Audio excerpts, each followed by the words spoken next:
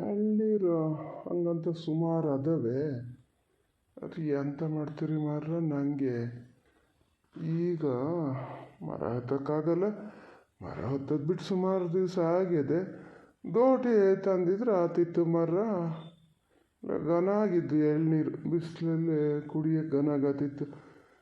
ನಿಮಗೆ ಅಂತಾರ ಹತ್ತಕ್ಕೆ ಬರ್ತದ? ಬೇಕಾದ್ರೆ ಕಾಲಿಗೆ ಇದನ್ನು ಮಾಡಿಕೊಡ್ತೀನಿ ನಾನು. ಮರ ಹತ್ತಕ್ಕೆ ಬರ್ತದ? ಇಲ್ಲ ಇಲ್ಲ, ನನಗೆ ಮರ ಹತ್ತಕ್ಕೆಲ್ಲ ಬರೋಲ್ಲ. ಬೇಡ, ನನಗೀಗ ಎಳ್ನೀರು ಬೇಡ. ನಾನು ಚಿಕ್ಕಲ್ಲಿರುವಾಗ ಮರ ಹತ್ತಿದ್ದೆ, ಚಂದನೇ ಮರ ಹತ್ತಿದ್ದೆ. ಆಮೇಲೆ ನಾನು ಜಾಬಿಗೆಲ್ಲ ಹೋದ್ಮೇಲೆ ಮರ ಹತ್ತಲೇ ಇಲ್ಲ, ಒಂದು ಸರಿನೂ ಹತ್ತಲ್ಲ. ಹಂಗಲ್ಲ, ಸಣ್ಣ ಪುಟ್ಟವು ಹಿಂಗಿದ್ದವು ಕೆಲಸ ಕಲ್ತ್ಕೊಂಡಿರ್ಬೇಕು. ಅಲ್ಲಿ ಮರ ಹತ್ತಕ್ಕಂತಾನೆ ಅಲ್ಲ. ಈಗ ನಿಮ್ಮ ಮನೆ ಬಾಗಿಲಲ್ಲೇ 2 ತೆಂಗಿನ ಸಸಿ ಅದಾವಲ್ಲ, ಅನಿವಾರ್ಯ ಎಂತಕಾರೋ ಒಂದು ಬೇಕಾತು ಅಂದರೆ ಈಗೆಲ್ಲ ಏಣಿ ಬಂದವೆ ಬಿಡಿ. ಏಣಿ ಮೇಲೆ ಹೊತ್ಬೋದು, ಅದಕ್ಕೇನು ದೊಡ್ಡ ಇದಾಗಲ್ಲ. ನೀವೆಲ್ಲ ಅಂಕನ ಈಗ ಪ್ರಾಯದ ಹುಡುಗರು, ಹಳ್ಳಿ ಬದಿನೇ ಇರೋದು ಅಂದಮೇಲೆ ಹಿಂಗಿದ್ದವು. ಈಗ ಈ ಮರ ಹಾಗೆ ಹತ್ತಿ ಅಂತ ಹೇಳೋದಲ್ಲ, ಈಗ ಅದರಷ್ಟು ಸುಲಭಕ್ಕಾಗಲ್ಲ. ಎಣೆಗಿಣೆ ಹೊತ್ಕೊಂಡು ಒಂದು ಎಳ್ನೀರು ಇಂಥವನ್ನೆಲ್ಲ ಕೆಡಗೋದು ಕಲ್ತ್ಕೋಬೇಕು. ನಿಮಗೀಗ ಎಳ್ನೀರು ಬೇಕು ಅಂತ ಕಂಡ್ರೆ ಎಂತ ಮಾಡ್ತೀರಿ? ನಾನು ಪೇಟೆಯಿಂದ ತರ್ತೀನಿ. ಎಳ್ನೀರು ಕುಡಿಯೋದೇ ಭಾಳ ಕಡಿಮೆ. ಪೂರ್ವಿತನೂ ಅಷ್ಟೇನು ಕುಡಿಯಲ್ಲ. ಹಾಗೆ ಬೇಕು ಅಂತಾದರೆ ನಾನು ಪೇಟೆಯಿಂದ ತರ್ತೀನಿ, ಇಲ್ಲಾಂದ್ರೆ ಯಾರ ಹತ್ರನಾದ್ರು ತರಿಸ್ತೀನಿ. ಥೋ, ಎಷ್ಟು ಪೇಟೆಯಿಂದ ತಂದ್ಕೊಂಡು ಕುಡಿದ್ರು ಮನೇಲಿದ್ದವನು ಕುಡ್ದಂಗೆ ಆಗಲ್ರಿ. ಮನೇಲಿದ್ದವನೇ ಕುಡಿಬೇಕು. ನಿಮಗೇನು ಮರ, ಸುಮಾರು ತೆಂಗಿನ ಮರ ಅದಾವೆ. ನೀವೇನು ಆ ತೆಂಗಿನಕಾಯಿ ಅಷ್ಟು ತಿನ್ನಲ್ಲ, ಮಾಡಲ್ಲ, ಈ ಅಂಥದ್ದು ಇಲ್ಲ. ಎಳ್ನೀರಾರು ಕುಡ್ಕೋಬೇಕು, ಜೀವಕ್ಕಾರು ಒಳ್ಳೇದಾಗ್ತದೆ. ಈಗಂಕನ ಕಾಯಿ ರೇಟ್ ಭಾಳ ಆಗಿದೆ. ಎಂತ ಮಾಡ್ತೀರಿ ನಿಮ್ಮದು ಅಷ್ಟು ಕಾಯಿ? ನಾನೇನು ಮಾಡಲ್ಲ. ನಮ್ಮನೇಲಿ ಎಲ್ಲಿ ಕಾಯಿ ಖರ್ಚಿರುತ್ತೆ. ಅದು ಕೈಯಮ್ಮ ಕೆಲಸಕ್ಕೆ ಬರ್ತಾರಲ್ಲ ಇಬ್ಬರು, ಅವರಿಗೆ ಹೇಳ್ತೀನಿ ತಗೊಂಡು ಹೋಗಿ ಒಂದು ಸರಿ ರಾಶಿ ಮಾಡಿ ಇಡಿ ಅಂತ. ಮನೆ ಹತ್ರ ರಾಶಿ ಮಾಡಿ ಇಡ್ತಾರೆ ಅವರು. ಅಲ್ಲಿ ಪೇಟೆಯಲ್ಲೇ ಒಬ್ಬರು ಸಾಬ್ರದಾರಲ್ಲ, ಅವ್ರು ಬಂದು ತಗೊಂಡು ಹೋಗ್ತಾರೆ. ಈಗ ಈ ರಾಶಿ ಇನ್ನೂ ಕೊಡಲ, ಹಾಗೆ ಉಂಟು, ಸುಮಾರು ಇದಾವೆ ಕಾಯಿ. ನೀವು ಲೆಕ್ಕ ಮಾಡಲಾ? ಇಲ್ಲಪ್ಪ, ಅಷ್ಟೆಲ್ಲ ಯಾರು ಲೆಕ್ಕ ಮಾಡ್ತಾರೆ? ನಾನು ಹಾಗೆಲ್ಲ ಲೆಕ್ಕ ಮಾಡೋಕ್ಕೆ ಹೋಗಲ್ಲ. ಅವ್ರು ತಂದು ಹಾಕ್ತಾರೆ. ಸಾಬ್ರು ತೊಗೊಂಡು ಹೋಗುವಾಗ ಅವರು ಲೆಕ್ಕ ಮಾಡೇ ತೊಗೊಂಡು ಹೋಗ್ತಾರೆ. ಅಲ್ಲೇ ನೋಡಿ ನೀವು ತಪ್ಪು ಮಾಡೋದು, ಅಲ್ಲೇ ತಪ್ಪು ಮಾಡೋದು ನೀವು. ಅಲ್ಲಿ ಏನು ಅದಕ್ಕೇನು ಕಡಿಬೇಕಾ ಹೊರಬೇಕಾ? ಕೆಲಸದವ್ರ ಹತ್ರ ಹೇರ್ಕಕ್ಕೆ ಹೇಳ್ತೀನಿ ಅಂದ್ರಿ. ಯಾಕೆ ಕೆಲಸದವ್ರ ಹತ್ರ ಹೇರ್ಕಕ್ಕೆ ಹೇಳ್ಬೇಕು? ಅವು ತೋಟದಲ್ಲಿದ್ದವು ಬಿಡಿ, ನಿಮಗೆ ದಿನ ಹೋಗಲ್ಲ. ತೋಟಕ್ಕೂ ಹೋಗ್ಬೋದು, ದಿನಕ್ಕೊಂದ್ಸತಿ ತೋಟಕ್ಕೆ ಹೋಗಲೇಬೇಕು ಲೆಕ್ಕ ಅಂದರೆ. ಅಲ್ಲ ನೀವು ಜ್ಞಾನ ಮಾಡ್ಬೋದೇನೋ, ನೀವೆಲ್ಲ ಚೂರು ಪಾರು ಇಟ್ಕೊಂಡಿರಿ ಹಂಗಾಗಿ ಹೋಗ್ತೀರಿ ಅಂತ. ಎಷ್ಟು ಇದ್ದಾರು ಹೋಗ್ಬೋದು. ಭಾಳ ಒಂದೇ ದಿನ ಓಡಾಡೋಕ್ಕಾಗದೇ ಇದ್ದರೆ 2 ದಿನಕ್ಕೆ ಒಂದು ತೋಟಕ್ಕೆ ಹೋದ್ರೆ ಸಯ್ಯಪ್ಪ. ಈಗ ಮನೆ ಹತ್ರ ಇದ್ದ ಕಾಯಿ ನೀವೇ ಹೆರ್ಕಬೇಕು. ನೀವೇ ಹೆರ್ಕಕ್ಕಾಗದೇ ಇದ್ರೆ ಅವ್ರು ಹೆರ್ಕಿದ್ರು ಎಷ್ಟು ಹೆರ್ಕಾಕ್ತಾರೆ ಅಂತ ಒಂದು ಲೆಕ್ಕ ನೋಡೋಕ್ಕೇನೋ. ಏನು ಪೂರ್ತಿ ಅವ್ರಿಗೆ ಕೊಡದೆ ನೀವೇ ತಗೊಳ್ಳಿ ಅಂತ ಅಲ್ಲ, ಕೊಡಿಬೇಕಾರೆ ಅವ್ರಿಗೆ ಒಂದು 10 ಕಾಯಿ ಕೊಡಿ. ಹೆಂಗೋ ತಿಂದ್ಕೊಂಡು ಹೋಗ್ತಾರೆ. ಕಾಯಿ ಕೊಂಡದಂದ್ರೆ ಭಾಳ ಇದಾಗಿದೆ. ಉಳಿದಿದ್ದು ಲೆಕ್ಕ ಇಟ್ಕೋಬೇಕು ನೀವು. ಸಾಬ್ರು ಲೆಕ್ಕ ಮಾಡ್ಕಿತಾರೆ ಅಂದ್ರಿ, ಅವ್ರು ಮೋಸ ಮಾಡ್ತಾರೋ ಬಿಡ್ತಾರೋ ಅವ್ರಿಗೆ ಬಿಟ್ಟಿದ್ದದು. ನಮ್ಮ ಜವಾಬ್ದಾರಿ ಒಂದು ನಾವು ಮಾಡ್ಬೇಕಲ್ಲ. ನೀವೇ ಲೆಕ್ಕ ಮಾಡಬೇಕು. ಯಾಕೆ ಅವ್ರಿಗೆ ಕೊಟ್ಕೊಂಡು ನೀವು ಯಾಕೆ ಕೂತ್ಕೋತೀರಿ? ನಿಮಗೆ ಲೆಕ್ಕ ಬರಲ್ಲ? ಅಲ್ಲ, ಅವರೆಲ್ಲ ತುಂಬ ನಂಬಿಕೆ ಇರೋ ಜನ.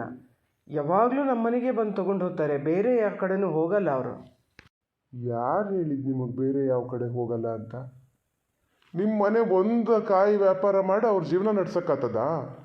ಎಲ್ಲ ಕಡೆನೂ ಹೋಗ್ತಾರೆ, ನಿಮ್ಮ ಮನೆಗೆ ತಪ್ಪದೆ ಬರ್ತಾರೆ. ಯಾಕೆ ಅಂದರೆ ನೀವು ಹಿಂಗೆ ಬಿಡ್ತೀರಲ್ಲ, ಲೆಕ್ಕ ಮಾಡಲ್ಲ, ಏನಿಲ್ಲ. ಎಷ್ಟು ಒಂದು ಕಾಯಿಗೆ ಎಷ್ಟು ರೂಪಾಯಿ ಹಾಗೆ ಕೊಡ್ತಿದ್ದೀರಿ ನೀವು? ಆವಾಗೆಲ್ಲ 10 ರೂಪಾಯಿಗೆ ತೊಗೊಂಡು ಹೋಗ್ತಿದ್ರು. ಈಗ ಸುಮಾರು 2 ತಿಂಗಳು ಆಯ್ತಾ ಅಂತ ಆವಾಗ ಬಂದವರು 12 ರೂಪಾಯಿ ಅಂತೆ ತೊಗೊಂಡು ಹೋದರು. ನಾನೇನು ಕೇಳಿರಲ್ಲ, ಮತ್ತು ಅವರೇ ಜಾಸ್ತಿ ಮಾಡಿದ್ದು. ಅಲ್ಲ, ನಿಮ್ಮ ಕಥೆಯೆಲ್ಲ ಎಂತ ಅಂತ. ನೀವು ಓದ್ಕೊಂಡಿದ್ದು ಬರ್ಕೊಂಡಿದ್ದೆ ಅಂತಕ್ಕೆ. ಒಂದು ಕಾಯಿಗೆ 25-30 ರೂಪಾಯಿ ಅದೇ ಈಗ ಅಂಗಡಿಲಿ. 20 ರೂಪಾಯಿ ಕಡಿಮೆ ಯಾರೂ ಮನೇಲಿ ಕಾಯಿ ಕೊಡಲ್ಲ. ಹೋಗಲಿ, ಒಂದು 18 ರೂಪಾಯಿ ಯಾರು ನೀವು ತಗೊಳೋದು ಬೇಡ, 12 ಹೆಚ್ಚು ಅಂತಿದ್ದೀರಲ್ಲ. ನನಗೆ ಏನಂತ ಹೇಳಿ, ನಿಮಗೆ ಒಂದು ಮಾತು ಹೇಳ್ತೀನಿ.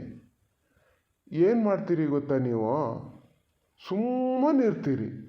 ದುಡ್ಡದೆ ಅದನ್ನು ಖರ್ಚು ಎಷ್ಟು ವರ್ಷ ಬರ್ತದೆ? ಬ್ಯಾಂಕಲ್ಲಿ ದುಡ್ಡು ಎಷ್ಟದೆ ನೋಡಿರಾ ನೀವು? ಅದನ್ನು ತಿಂಗಳ ಒಂಚೂರು ನೋಡ್ತಾ ಇರಿ, ಎಷ್ಟು ಖಾಲಿ ಆಗಿದೆ, ಎಷ್ಟು ಅದೇ ಅಂತ. ಗಂಡ ಹೆಂಡತಿ ಇಬ್ಬರೇ ಇದ್ದೀರಿ, ನಿಮಗೆ ಮನೇಲಿ ಖರ್ಚಿಲ್ಲ. ಇನ್ನೂ ಮುಂದೆ ಮಕ್ಕಳು ಮರಿ ಆದರೆ ಅವನು ಓದಿಸೋದು ಬರ್ಸೋದು ಈ ಕಾಲದಲ್ಲಿ ಅಂದರೆ ದುಡ್ಡು ಎಷ್ಟು ಬೇಕು? ನೀವು ಈ ಥರ ದಾನ ಮಾಡ್ತಾ ಇದ್ದರೆ ಎಲ್ಲಿ ಎಷ್ಟು ಉಳಿತದೆ? ನಿಮಗೆ ಅಂತ ಏನು ಉಳಿತದೆ? ಪೂರ್ತಿ ನಾವೇ ಇದು ಮಾಡಬೇಕು ಅನ್ನೋದು ಅಲ್ಲ. ಎಷ್ಟೋ ಸಣ್ಣ ಪುಟ್ಟ ಕೆಲಸ ನೋಡಿ, ನಿಮಗೂ ಒಂಥರ ಮನಸ್ಸು ಹಗುರಾದಂಗೆ ಆಗ್ತದೆ. ಏನು ಕೆಲಸ ಇಲ್ಲದೆ ಸುಮ್ಮನೆ ಕುತ್ಕೊಂಡಿರ್ತೀರಲ್ಲ ನೀವು ಅನ್ನೋದೇ ಅಲ್ಲ. ನಮ್ಮ ಪೂರಿತಿಗೂ ಅಷ್ಟೇ, ಕೆಲಸ ಇಲ್ಲದೆ ಇದ್ದಿದ್ದಕ್ಕೆ ನೀವು ಹಿಂಗಾಗಿದ್ದು. ಸ್ವಲ್ಪ ತೋಟ ಗೆದ್ದಂಗೂ ಇಲ್ಲಲ್ಲ, ತೋಟದ ಬದಿ ಹೋಗಿ ಹಿಂಗಿದ್ದವೆ ಸಣ್ಣ ಪುಟ್ಟ ಕೆಲಸ ಮಾಡ್ತಿದ್ರೆ ಅದರಲ್ಲಿ ದಿನ ಹೋಗ್ತಿತ್ತು, ಜೀವ ದಣಿತಿತ್ತು, ಮೂಲದ ಕೂಡಲೇ ನಿದ್ರೆ ಬತ್ತಿತ್ತು. ಬೇರೆ ಎಂಥ ಜ್ಞಾನ ಮಾಡೋಕ್ಕೆ ಹೋಗ್ತಿರಲಿಲ್ಲ. ನಿಮಗೆ ಹಂಗಾಗಲ್ಲ, ಕೂತಲ್ಲೇ ಕೂತಿರ್ತೀರಿ. ಹಾಗಾಗಿ ಈ ಥರ ವ್ಯಾಪಾರಸ್ಥರು ಯಾರಾದರೂ ಅವ್ರು ನಮ್ಮ ಅನುಕೂಲಕ್ಕೆ ವ್ಯಾಪಾರ ಮಾಡೋದಲ್ಲ, ಅವ್ರ ಅನುಕೂಲಕ್ಕೆ ಅವ್ರು ವ್ಯಾಪಾರ ಮಾಡ್ತಾರೆ. ಅವ್ರು ಹೇಳಿದ್ದಕ್ಕೆ ನಾವು ಕೊಟ್ಟರೆ ನಾವು ನಮಗೇನು ಅನುಕೂಲ ಮಾಡ್ಕೊಂಡಂಗಾತೋ. ಇನ್ನೊಂದು ಸತಿ ಸಾಬ್ರು ಬಂದರೆ ಮನೇಲಿ ಕಾಯಿ ಅದೇ ಅಂತ ಹೇಳಿದ್ರಲ್ಲ, ಅದನ್ನು ಒಂದು 20 ರೂಪಾಯಿ ಅಂತಲೇ ಹೇಳಿ. 20 ರೂಪಾಯಿ ಕಮ್ಮಿ ಕೊಡಲ್ಲ. ನಿಮ್ಮನೆ ಕಾಯಿ ಅಂಕನೂ ಭಾಳ ಗನಾಗದವೆ ನೋಡಿನಿ ನಾನು. ಕಾಯಿ ಎಲ್ಲಿ ಒಳಗೆ ಗೋಡೌನಿಗೆ ಹಾಕ್ತಾರೆ? ಗೋಡೌನ್ ಬೀಗ ಹಾಕಿ ಬಂದಿರಾ? ಇಲ್ಲ, ನಾನು ಹಾಗೆಲ್ಲ ಬೀಗ ಹಾಕಲ್ಲ. ಅವರು ಭಾಳ ನಂಬಿಕಸ್ಥರು. ಅವ್ರು ನಂಬಿಕಸ್ತರೇ ಆಗಿರಲಿ, ಅವ್ರು ಕಳ್ಳರು ಅಂತ ನಾನು ಹೇಳಲ್ಲ. ನಮಗೆ ನಮ್ಮ ಮೇಲೆ ನಂಬಿಕೆ ಇರಬೇಕು, ನಾವು ಬೀಗನ ಮಾತ್ರ ನಂಬಬೇಕು. ಅವರೇ ಅಲ್ಲ, ಯಾರ ದಾರಿ ಮೇಲೆ ಹೋಗೋರು ಬಂದು 4 ಕಾಯಿ ತೊಗೊಂಡು ಹೋದ್ರೆ ಏನು ಯಾರನ್ನು ಕೆಡಿಸ್ತದೆ ನೋಡೋಣ ಹೇಳಿ? 4 ಕಾಯಿ ಅಂದರೆ ನೀವು ಹೇಳ್ಬೋದು ಒಂದು 80 ರೂಪಾಯಿ, ಅದೇನು ಲೆಕ್ಕಕ್ಕೆ ಬರೋಲ್ಲ ಅಂತ. ಆ 4 ಕಾಯಿದೆ ಸೇರಿ 400 ಕಾಯಿ ದುಡ್ಡಾಗೋದು. ಹಂಗೆ ಮಾಡಿದ್ರೆ ಮಾತ್ರ. ಎಂಥದೋ ಒಂದು ಮಾತದೇ, ತಿಪ್ಪಿಗೆ ಎಸ್ತರು ತಪ್ಪದೆ ಲೆಕ್ಕ ಬರಿ ಅಂತ. ನೀವು ಮಾಡಬೇಕು. ಇವ್ರು ಎಷ್ಟು ಕಾಯಿ ಬಿತ್ತು, ಎಷ್ಟು ಕಾಯಿ ಕೊಟ್ರಿ, ಅದರಲ್ಲಿ ಎಷ್ಟು ಆದಾಯ ಬಂತು, ಅದಕ್ಕೆ ಎಷ್ಟು ಬೇಸಾಯ ಮಾಡಿದ್ರಿ, ಬೇಸಾಯಕ್ಕೆ ಎಷ್ಟು ಖರ್ಚು ಬಂತು, ಇದನ್ನೆಲ್ಲ ಲೆಕ್ಕ ಇಡ್ತಾ ಬಲ್ಲಿ ನೀವು. ಗೊತ್ತಾಗ್ತದೆ ಏನು ಮಾಡಿದ್ರೆ ಏನಾಗ್ತದೆ. ಮುಂದಿನ ವರ್ಷಕ್ಕೆ ನೀವು ಎಲ್ಲಿ ತಪ್ಪು ಮಾಡಿರಿ, ಎಲ್ಲಿ ಬೇಸಾಯ ಜಾಸ್ತಿ ಮಾಡಬೇಕು, ಎಲ್ಲಿ ಆದಾಯ ಕಮ್ಮಿ ಆಗಿದೆ, ಇವೆಲ್ಲ ಗೊತ್ತಾಗಬೇಕು. ನೀವು ಇಂಜಿನಿಯರ್ ಅಂದರೆ ನಿಮ್ಗೆ ಹಂಗಾರೆ ಇವನ್ನೆಲ್ಲ ಲೆಕ್ಕ ಇಡೋದೇ ನೀವು ಮಾಡೋ ಕೆಲಸ ಅಲ್ಲನೋ. ಇದು ಒಂದು ಇಂಜಿನಿಯರ್ ಕೆಲಸನೇ ಮಾಡಿ. ನಾನು ಇವತ್ತು ಇಷ್ಟು ದಿವಸ ಆಗಿ ಹೋತಲ್ಲ, ಈಗ ಹೋತಿರಲ್ಲ, ಕಾಯಿ ಕೊಡಿ ತೆಂಗಿನ ಮರಕ್ಕೆ ಬೇಸಾಯ ಮಾಡಿದ್ರಾ? ಇಲ್ಲ, ಅವನ ಹತ್ರ ಹೇಳಿದೆ. ಈಗ ಬುಡ ಬಿಡ್ಸೋಕ್ಕೆಲ್ಲ ಗೋಳಾಗ್ತದೆ, 1-2 ಮಳೆ ಬರಲಿ ಅಂತ ಹೇಳ್ತಾನಪ್ಪ. ಅದು ಹೋದ ಸರಿ ಗೌರಿ ಹಬ್ಬದ ಸುರ್ನಲ್ಲಿ ಬೇಸಾಯ ಮಾಡೋದು ಅಂದಿದ್ದ. ಈ ಸರಿ ಆ ಟೈಮಲ್ಲಿ ಹೇಳಿದ್ರೆ ಇಲ್ಲ, ಮಳೆ ಭಾಳ ಜಾಸ್ತಿ ಇದೆ, ಬೇಡ ಅಂದ. ಮಾಡ್ಬೇಕು, ಈ ಸರಿ ಬೇಸಾಯ ಮಾಡಿಸ್ಬೇಕು. ತೋಟದ ಬೇಸಾಯ ಎಂತ ಮಾಡಿದ್ರಿ? ತೋಟದ ಬೇಸಾಯ ಕಾಂಟ್ರಾಕ್ಟ್ ವಹಿಸ್ಕೊಟ್ಟಿದ್ದು. ವರ್ಷವೂ ಹಾಗೆ ಮಾಡೋದು, ಪೂರ್ವಿತಂಗೂ ಗೊತ್ತದು. ವಹಿಸ್ಕೊಟ್ಬಿಡ್ತೀವಿ ಎಲ್ಲ. ಬುಡ ಬಿಡಿಸೋದು ಈಗೇನೋ ಬುಡ ಬಿಡಿಸಲ್ಲ ಅಂತಲ್ಲ, ಗೊಬ್ಬರ ಹಾಕೋದು, ಮಣ್ಣು ಹಾಕೋದು, ಕುರಿ ಗೊಬ್ಬರ ಹಾಕೋದು ಎಲ್ಲ ಅವರೇ ಮಾಡ್ತಾರೆ. ನಾವು ಸಪ್ಲೈ ಮಾಡಿದ್ರು ಸಹ ಅಷ್ಟೇ. ಮಣ್ಣು ಹಾಕೋಷ್ಟೊತ್ತಿಗೆ ಹೋಗಿ ನಿಂತ್ಕೋತೀರಾ ಅಲ್ಲಿ ಅಡಿಕೆ ಮರದ ಹತ್ರ? ಇಲ್ಲಪ್ಪ, ಅಷ್ಟೊತ್ತೆಲ್ಲ ಯಾರು ನಿಂತ್ಕೋತಾರಲ್ಲಿ, ನಾನಿಲ್ಲಲ್ಲ. ಏನು ಮಾತಾಡ್ತೀರಿ ರಾಕೇಶ್ ನೀವು? ಏನು ಮಾತಾಡೋದು? ಯಾರು ನಿಂತ್ಕೋತಾರೆ ಅಂದರೆ ಯಾರು ತೋಟಕ್ಕಾಗಿ ನಿಂತ್ಕೋಬೇಕು ನೀವು?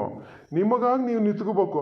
ಆಗಲ್ಲ ಅಂದರೆ ಇಷ್ಟು ಪ್ರಾಯದ ಹುಡುಗರಿಗೆ ನಿಮಗೊಂದು ಬೆಳಗ್ಗೆಯಿಂದ ಸಾಯಂಕಾಲ ತನಕ ಅಲ್ಲಿ ನಿಲ್ಲಕ್ಕಾಗಲ್ಲ ಅಂದರೆ ಅವ್ರು ಹೊರಲ್ಲ, ತಲೆ ಮೇಲೆ ಹೊರೆ ಹೊತ್ಕೊಂಡು ಬೆಳಗಿಂದ ಸಾಯಂಕಾಲ ತನಕ ಮಾಡ್ತಾರೆ. ನಿಮಗೆ ನಿಲ್ಲಕ್ಕೆ ಯಾಕಾಗಲ್ಲ? ನೀವು 3 ಬುಟ್ಟಿ ಮಣ್ಣು ವಹಿಸ್ಕೊಟ್ರೆ 2 ಬುಟ್ಟಿ ಮಾಡ್ತಾರೆ. ಕೆಲವೊಂದು ಸತಿ ಹಳ್ಳು ಹಾಕಿ ಒಂದೇ ಬುಟ್ಟಿ ಹಾಕೋದು ಇರ್ತದೆ, ತುಂಬ್ಕೊಂಡು ಹೋಗಿ. ಅದು ಗೊತ್ತಾ ನಿಮಗೆ? ಯಾಕೆ ಇವನ್ನೆಲ್ಲ ಸ್ವಲ್ಪ ತಿಳುವಳಿಕೆ ಬೆಳೆಸ್ಕೇಳಿ ನೀವು. ಇಬ್ಬರಿಗೂ, ನಿಮಗೊಬ್ಬರಿಗೆ ಅನ್ನೋದಲ್ಲ, ನಮ್ಮ ಪೂರಿತಿಗೂ ಹೇಳ್ತೀನಿ. ಇಬ್ಬರು ಸ್ವಲ್ಪ ನೀವೇನು ಹೊರಗಡೆನೇ ಹೋಗಿ ದುಡಿರಿ ಅಂತ ನಾನು ಹೇಳಲ್ಲ. ಹೀಗೆ ಮಾಡ್ತಾ ಇದ್ದರೆ ಅವರು ಕೊಡ್ತಾ ಒಂದು ಕಡೆಯಿಂದ ಖಾಲಿ ಆತ ಬಂದರೆ, ಬರೋ ಉತ್ಪತ್ತಿ ಕಡಿಮೆ ಆತ ಬಂದರೆ ಆಗಲ್ಲ. ಜೀವನ ಭಾಳ ಕಷ್ಟ ಆಗ್ತದೆ. ಬೇಸಾಯನ ಯಾರಿಗೋ ವಹಿಸ್ಕೊಟ್ಟಿನಿ ಅಂತ ನೀವು ಮನೇಲಿದ್ದರೆ ಎಲ್ಲಿ ಅವರಷ್ಟು ಹಾಕ್ತಾರೆ ಅಂತ ಏನು ಖಾತ್ರಿ? ಈಗ ಓದ್ಕೊಂಡು ಬರ್ಕೊಂಡು ಹುಡುಗರೆಲ್ಲ ಅದರಲ್ಲಿ ಇದರಲ್ಲಿ ನೋಡ್ಕೊಂಡು ಬೇಕಾದಂಗೆ ಮಾಡ್ತಾರೆ ಮಾರ್ರ. ನೀವು ಯಾಕೆ ಹಿಂಗಿದ್ದೀರಿ? ನಾನು ಹೇಳ್ತೀನಲ್ಲ, ನಾಳೆಯಿಂದನೇ ನೀವು ತೋಟಕ್ಕೆ ಹೋಗಿ ಎಲ್ಲ ಕಡೆ ಏನೇನು ಆಗ್ತದೆ ಎಲ್ಲ ನೋಡ್ತಾ ಬಲ್ಲಿ. ಸರಿ ಆಗ್ತದೆ, ಒಂಥರ ಮನಸ್ಸು ಹಗುರಾದಂಗೆ ಆಗ್ತದೆ. ನನಗಂತೂ ದಿನಕ್ಕಲ್ಲ ಸ್ವಲ್ಪನೇ ಇರೋದಂತ ಮಾಡೋಣ. ತೋಟಕ್ಕೆ ಹೋಗಿ ಬರೋದೇ ಇದ್ದರೆ ನನಗೆ ತಿಂಡೇ ಸೇರಲ್ಲ. ನೀವು ಅದೊಂದು ಅಭ್ಯಾಸ ಬೆಳೆಸ್ಕೊಳ್ಳಿ. ನೋಡಿ, ಬೆಳಿಗ್ಗೆ ಎದ್ದರೆ 8-10 ಗಂಟೆಗೆ ಹೇಳೋದಲ್ಲ, ಹೆಚ್ಚಂದ್ರೆ 6:30 7 ಗಂಟೆ ಮೇಲೆ ಹಾಸಿಗೆಲಿ ಮುಳುಗಲೇಬಾರ್ದು. ಎದ್ಕೊಂಡು ಅದು ಹೆಂಗೋ ಮನೆ ಬದಿ ಎಂತಾರು ಮಾಡ್ತಿರ್ತದೆ, ನೀವು ಎಲ್ಲ ತೋಟಕ್ಕೂ ಒಂದು ಸತಿ ಹೋಗ್ಬಲ್ಲಿ. ಬೇಕಾದ್ರೆ ನಿಮ್ಮ ಬೈಕದೆ ಅದರಲ್ಲೇ ಹೋಗ್ಬೋದು, ಇಲ್ಲ ನಡ್ಕೊಂಡು ಹೋದರೂ ಒಳ್ಳೆಯದಯ್ಯ. ನೋಡಿ, ಒಂದು 15 ದಿವಸ ತಿಂಗಳ ದಿನ ನೀವು ಇದನ್ನು ಮಾಡಿ ನೋಡಿ. ಆಮೇಲೆ ನೀವೇ ಹೇಳ್ತೀರಿ ಎಷ್ಟು ಅನುಕೂಲ ಆಗಿದೆ ಇದರಿಂದ ಅಂತ.